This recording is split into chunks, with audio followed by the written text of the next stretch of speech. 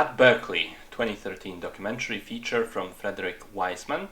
It is probably the strongest argument in favor of editing, cutting out sections of film, and not being self-indulgent with the footage that you've shot. And the main reason for that is that it's a documentary that runs for 4 full hours. Now, listen, if your 4-hour movie is not titled Lord of the Rings, there's a good chance it will be unbearably boring, and I feel that's exactly the case with At Berkeley. So what is it exactly? Well, it's a doc about the University of California, Berkeley, which sometimes feels like a presentation for potential new students, sometimes like a fly-on-the-wall type scenario, which shows us various aspects of day-to-day operations.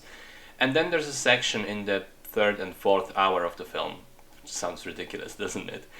Which focuses on student protests and how the administrative staff was dealing with them. And for a while it seems like that's what the film is really interested in, that's what it was building towards, and that's, that it wants to tell that story. But then this aspect sort of fizzles out as well. And this is my second largest problem with the film, which is especially painful in combination with the first one, being the runtime. The film doesn't really seem like it has any story to tell. It is more of a collection of random clips. Sometimes there's a lecture, sometimes there's a protest, sometimes faculty meeting, and sometimes we'll just watch some construction workers pour concrete on the campus for 3 minutes straight.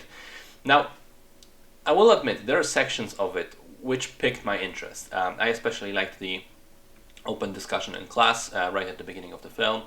There's a scene with a PhD student building a device helping paralyzed people walk again, which was pretty fascinating, and then also the conflict around the protests. But these interesting elements are drowned in literally hours of unfocused, meandering, and sometimes useless footage.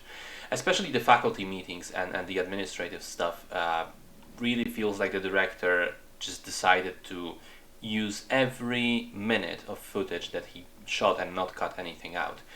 And as a result, as I said before, it's difficult to even nail down what the movie attempts to be in the end, other than a borderline unwatchable slog.